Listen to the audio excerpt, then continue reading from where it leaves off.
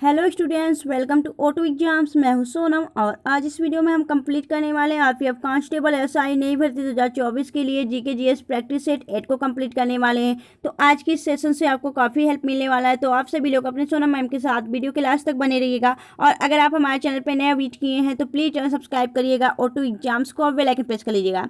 चलिए चलते हैं प्रश्नों की तरफ। यहाँ पे पहला क्वेश्चन आपको दिया गया है, निम्नलिखित में से कौन सा राज्य अनुसूचित जनजाति यानी एसटी कैटेगरी की जनसंख्या के मामले में छठे स्थान पे है? तो याद रखिएगा आपका option D the right answer. Jharkhand जो है वह अनुसूचित जनजातियों की जनसंख्या के मामले में छठे स्थान पे है। अगर वहीं बात करें कि अनुसूचित जनजाति की जो जनसंख्या है सबसे ज़्यादा कहाँ पे है, तो यह मध्य प्रदेश में सबसे ज़्यादा है। आपकी फर्स्ट नंबर पर मध्य प्रदेश और छठवें नंबर पर आपका झारखंड, याद रखिएगा। नेक्स्ट देखेंगे अगले क्वेश्चन की तरफ। अगला क्वेश्चन आपका है, विश्व आर्द्रभूमि दिवस कब मनाया जाता है, यानी वर्ल्ड वेटलैंड डे कब मनाया जाता है? तो यहाँ पे राइट आंसर हो जाएगा 2 फरवरी को आपका विश्व आर्द्रभूमि दिवस मनाया जाता है। वहीं 15 जनवरी की बात करें, 15 जनवरी को आपका इंडियन आर्मी डे मनाया जाता है, यानी भारतीय सेना दिवस मनाया जाता है। चलिए नेक्स्ट देखेंगे अगले क्वेश्चन की तरफ। अगला क्वेश्चन आपका है, दाचीगम राष्ट्रीय उद्यान डैश के लिए प्रसिद्ध है? तो याद रखिएगा जो दाचीगम राष्ट्रीय उद्यान है यह हंगुलुक के लिए प्रसिद्ध है। जो आपके हंगुल होते हैं, हंगुल मृग के लिए प्रसिद्ध है। Option see the right answer. Dachigam राष्ट्रीय उद्यान है कहाँ? तो यह जम्मू कश्मीर में स्थित है, याद रखिएगा। वहीं अगर बात करें कि जो जम्मू कश्मीर है यहाँ पे और भी इंपॉर्टेंट नेशनल पार्क हो जाते हैं, जैसे कि दाचीगम नेशनल पार्क राष्ट्रीय उद्यान जो है आपका। वहीं अगर बात करें जो यह आपका सलीम अली राष्ट्रीय उद्यान है और आपका किश्तवाड़ राष्ट्रीय उद्यान, यह आपके कहाँ पे स्थित है? जम्मू कश्मीर में स्थित है। और यह अगर बात करें दाचीगम का तो यह हंगुल के लिए प्रसिद्ध है। अगर वहीं ऐसे पूछा जाए कि प्रोजेक्ट हंगुल कब आपका लॉन्च किया गया था, तो 1970 में आपका प्रोजेक्ट हंगुल आपका चलाया गया था। चलिए आगे देखेंगे अगले क्वेश्चन की तरफ। अगला क्वेश्चन आपका है कि भारत में कहाँ पर ओजोन परत की मोटाई सर्वाधिक पाई जाती है? तो याद रखिएगा आपके श्रीनगर में, जम्मू कश्मीर की राजधानी श्रीनगर में ओजोन परत की मोटाई सर्वाधिक पाई जाती है। अगर आपसे बात की जाए कि जो आपका यह ओजोन है, ओजोन की बात करें तो ओजोन दिवस कब मनाया जाता है? तो यह आपके 16 सितंबर को ओजोन दिवस मनाया जाता है। अगर बात करें कि ओजोन से संबंधित जो आपके ओजोन परत को संरक्षित करने के लिए, ठीक है, तो यह आपका एक सम्मेलन किया गया था। वह सम्मेलन कौन सा है? तो आपका हो जाता है मॉन्ट्रियल प्रोटोकॉल, जो कि वियना के अंदर किया गया था। मॉन्ट्रियल प्रोटोकॉल में आपके ओजोन परत को संरक्षित करने के लिए एक अंतर्राष्ट्रीय संधि हुई थी, ठीक है, याद रखिएगा। नेक्स्ट देखेंगे अगले क्वेश्चन तरफ। अगला क्वेश्चन आपका है कि निम्नलिखित में से कौन सी हरित गृह प्रभाव वाली गैस नहीं है? तो याद रखिएगा यहाँ पे आपका राइट आंसर हो जाएगा आर्गन। आर्गन जो है यह आपका एक हरित गृह प्रभाव वाली गैस नहीं है, बाकी ये सभी आपके हरित गृह प्रभाव वाली गैस हो जाती हैं। आर्गन की बात करें तो आर्गन एक नोबल गैसेस है जो आपकी निष्क्रिय गैसेस हैं। और अगर बात करें जो कि आपके नाइट्रोजन और ऑक्सीजन के बाद पृथ्वी के वायुमंडल में तीसरी सबसे अधिक गैस हो जाती है आपकी आर्गन, ठीक है। आर्गन की बात करें तो AR इसका प्रतीक हो जाता है और इसकी परमाणु संख्या 18 हो जाती है, ठीक है। चलिए नेक्स्ट देखेंगे अगले क्वेश्चन तरफ। अगला क्वेश्चन आपका है कि भारत में आर्थिक सर्वेक्षण प्रकाशित किया जाता है तो कब किया जाता है? तो यह आपके किसके द्वारा? तो राइट आंसर हो जाएगा यह आपके राइट आंसर हो जाएगा आपका किसके द्वारा? तो वित्त मंत्रालय द्वारा किया जाता है आर्थिक सर्वेक्षण प्रकाशित। तो वित्त मंत्रालय आपका राइट आंसर हो जाएगा। अगर वहीं पे बात की जाए कि वर्तमान में वित्त मंत्री कौन है, तो निर्मला सीतारमण है, ठीक है, याद रखिएगा।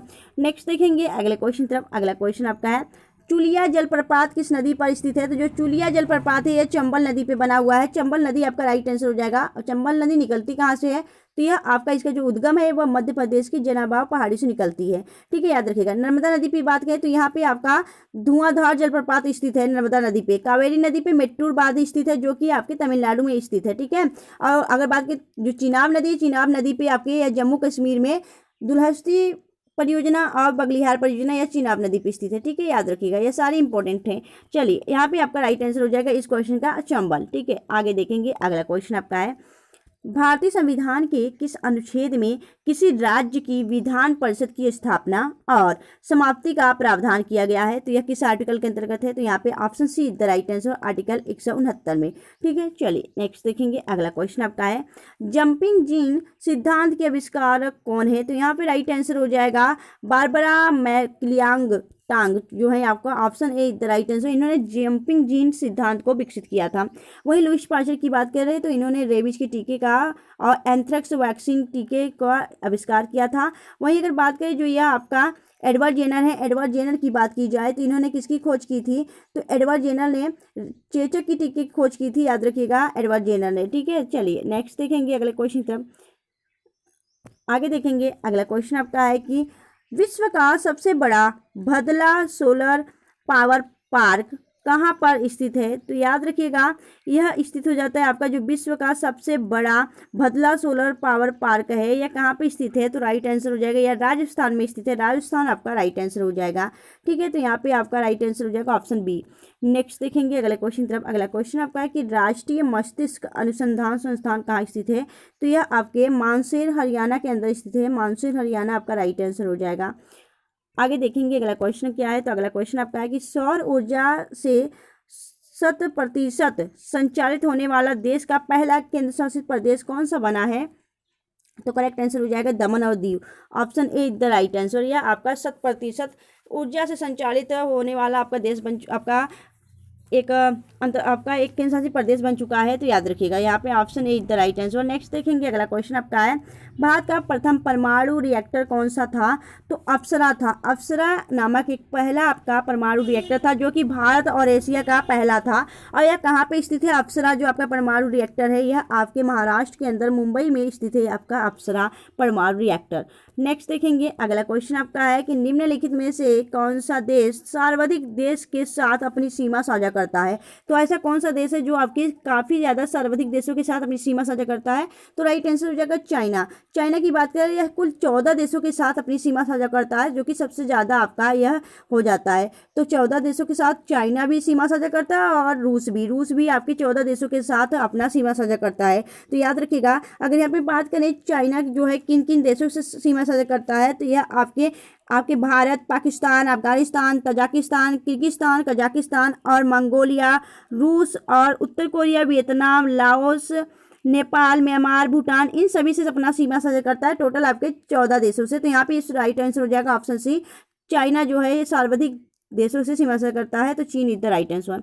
नेक्स्ट देखेंगे अगला क्वेश्चन आपका है कि मोनोजाइटिस किसका अयस्क है। जो मोनोजाइटिस है ये किसका अयस्क है, तो यह थोरियम का अयस्क है। थोरियम का एक और हो जाता है अयस्क हो जाता है मोनोजाइटिस। नेक्स्ट देखेंगे अगले क्वेश्चन की तरफ। अगला क्वेश्चन आपका है कि भारत के संविधान का अनुच्छेद 243 निम्नलिखित में से किसकी व्याख्या करता है, तो याद रखिएगा यह पंचायती राज प्रणाली से संबंधित हो जाती है, आर्टिकल 243। तो option B is the right answer. आगे देखेंगे अगला क्वेश्चन आपका है कि नदी प्रवाह को मापने के लिए निम्नलिखित में से किसका उपयोग किया जाता है, तो याद रखिएगा जो आपकी नदी प्रवाह होती हैं उनको मापने के लिए जो उपयोग किया जाता है वह क्यूसेक का मीटर का उपयोग किया जाता है। क्यूसेक आपका राइट आंसर हो जाएगा। क्यूसेक को याद आपका नापने के लिए यानी मापने के लिए किया जाता है जो नदी प्रवाह होता है। ठीक है, चलिए नेक्स्ट देखेंगे अगला क्वेश्चन आपका है। दोस्तों अगर आपको वीडियो अच्छी लग रही है, हेल्पफुल लग रही है, अपने सोनम मैम की मेहनत अच्छी लग रही है, तो प्लीज़ वीडियो को लाइक और चैनल सब्सक्राइब जरूर करिएगा। आगे देखेंगे अगला क्वेश्चन आपका है निम्नलिखित में से कौन सा देश कुल क्षेत्रफल की दृष्टि से विश्व के 5वें स्थान पर है, तो याद रखिएगा क्षेत्रफल की दृष्टि से पूछा जा रहा है कि जो आपका ऐसा कौन सा देश है जो कुल क्षेत्रफल की दृष्टि से विश्व का 5वां स्थान है, तो याद रखिएगा 5वें स्थान पे कौन सा हो जाता है आपका ब्राजील। तो ब्राजील ये 5वें स्थान पे हो जाता है। वहीं रूस की बात की तो रूस जो है आपके क्षेत्रफल की दृष्टि से 5वें स्थान पे नहीं, फर्स्ट स्थान पे आता है। रूस आपके पहले स्थान पे है, ब्राजील आपके 5वें स्थान पे है। भारत की बात की तो भारत आपकी क्षेत्रफल की दृष्टि से भारत जो है इसका नंबर 7वें पे आता है, तो भारत 7वें स्थान पे है, याद रखिएगा। चलिए आगे देखेंगे अगले क्वेश्चन तरफ। अगला क्वेश्चन आपका है कि विटामिन ई से संबंधित कौन सा रासायनिक पदार्थ है, तो याद रखिएगा विटामिन ई का रासायनिक नाम क्या है, तो यहाँ पे आपका राइट आंसर हो जाएगा टोकोफेरॉल जो है विटामिन ई का रासायनिक नाम है। विटामिन ई को क्या कहा जाता है, इसे आपका बीटी विटामिन भी कहा जाता है और जनन जो अंग होते हैं या इसके द्वारा ही विकसित होते हैं। विटामिन ई के द्वारा याद रखिएगा या जनन अंग में ही अपना महत्वपूर्ण भूमिका निभाते हैं। टोकोफेरॉल इसका रासायनिक नाम है। बायोटिन की बात करें तो जो बायोटिन है विटामिन 7 का नाम है। कैल्सीफेरॉल जो है विटामिन डी का रासायनिक नाम हो जाता है कैल्सीफेरॉल, याद रखिएगा।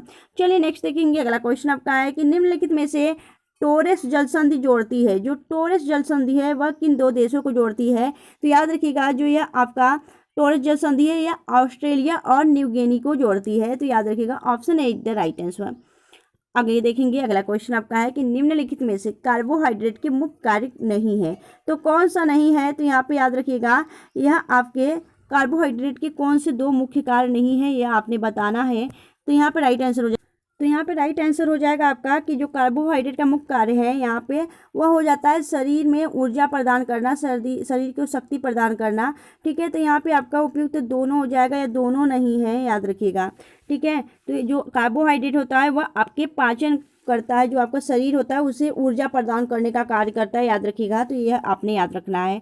ठीक है, तो इस प्रकार को याद रखिएगा, जो शरीर है वह भोजन को संचय करके ऊर्जा प्रदान करता है, यह आपको याद रखना है। चलिए नेक्स्ट देखेंगे अगले क्वेश्चन तरफ। अगला क्वेश्चन आपका है, रक्त परिसंचरण की खोज किसने की थी? तो जो रक्त परिसंचरण है इसकी खोज विलियम हार्वे ने की थी। तो William Harvey is the right answer. अगर बात करें अरस्तु की, तो अरस्तु जो है यह जीव विज्ञान के जनक माने जाते हैं। वहीं वनस्पति विज्ञान के जनक थियोफेस्टस माने जाते हैं। ठीक है, याद रखिएगा। यहाँ पे इस क्वेश्चन का राइट आंसर ऑप्शन बी हो जाएगा।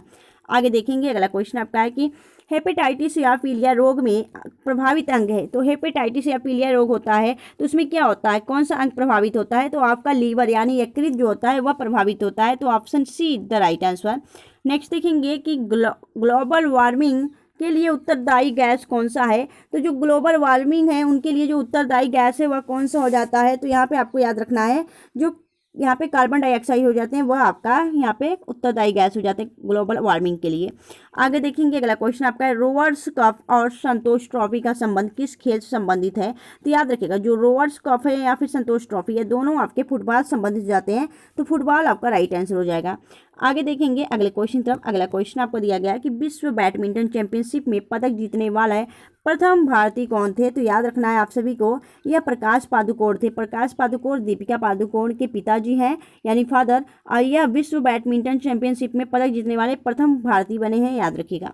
आगे देखेंगे अगला क्वेश्चन आपका है, किसने कॉलरा एवं टीबी के जीवाणुओं की खोज की थी? तो याद रखिएगा, रॉबर्ट कोच जो हैं इन्होंने कॉलरा और जीवाणु जो होते हैं आपके टीबी के जीवाणु, ठीक है, उनकी खोज की थी, याद रखिएगा। तो टीबी दिवस कब मनाया जाता है? जो आपका क्षय रोग होता है जिसे हम क्षय रोग भी कहते हैं, तो टीबी दिवस जो है आपका यह 24 मार्च को मनाया जाता है।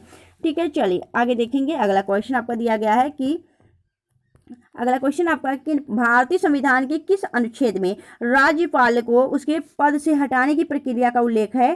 तो इनमें से आपका कोई नहीं है। ठीक है, तो कोई नहीं आपका राइट आंसर हो जाएगा ऑप्शन डी, क्योंकि जो आपके राज्यपाल हैं वह आपके उनको हटाने के लिए कोई प्रक्रिया का उल्लेख नहीं किया गया है। वह आपके राष्ट्रपति के प्रसाद पर्यंत आपके होते हैं, जब राष्ट्रपति चाहे तो राज्यपाल को हटा सकता है। ठीक है, चलिए आगे देखेंगे। अगला क्वेश्चन आपका है कि तिहाई मुख बांध किस नदी पर स्थित है? तो तिहाई मुख जो बांध है यह किस नदी पर स्थित है? यह आपके बराक नदी पर स्थित है। और यह कहाँ किस राज्य में स्थित है?